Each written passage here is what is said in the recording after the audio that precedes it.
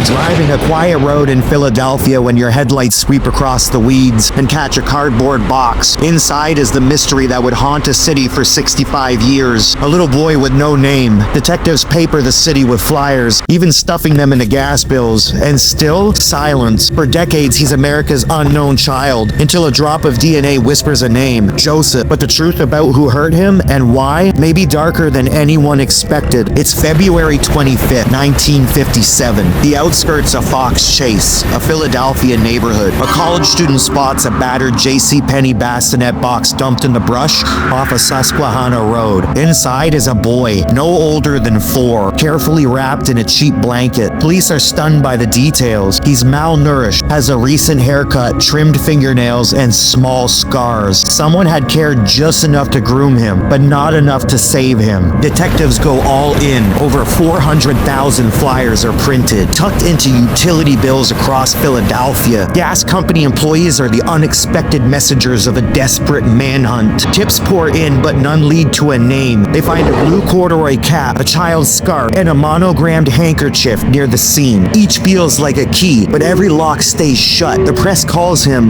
the boy in the box. The public renames him America's unknown child. Over the years, 2 theories dominate headlines. A nearby foster home just blocks from where the box was found seemed likely, but after exhaustive checks, investigators rule it out. In 2002, a woman known only as M or Martha tells a shocking story of knowing the boy. Detectives chase it down, but her account unravels. Both paths collapse, and the case settles into legend, a permanent cold case that every new detective in Philly knows. In 1998, his body is exhumed for DNA, but the technology isn't ready. He's reburied at Ivy Hill Cemetery, where strangers adopt him with toys and flowers. 2 decades later, in 2019, detectives exhume him again. This time, DNA extraction works. Forensic genealogists spend years untangling second cousins, family trees, and tiny fragments of lineage. On December 8, 2022, Philadelphia Police Chief Danielle Outlaw steps to the podium. The boy in the box has a name, Joseph Augustus Zarelli. Joseph was born January 13th, 1953. He lived near 61st and Market Street in West Philadelphia. Investigators confirm his biological parents, both now deceased. He has living siblings whose privacy police still protect. On what would have been his 70th birthday, January 13, 2023, Joseph's headstone at Ivy Hill was updated to bear his name. For the first time in history, people no longer had to say unknown, known. Joseph was 4 years old, malnourished, found wrapped in a blanket inside a JCPenney bassinet box. His cause of death, blunt force trauma. Unknown,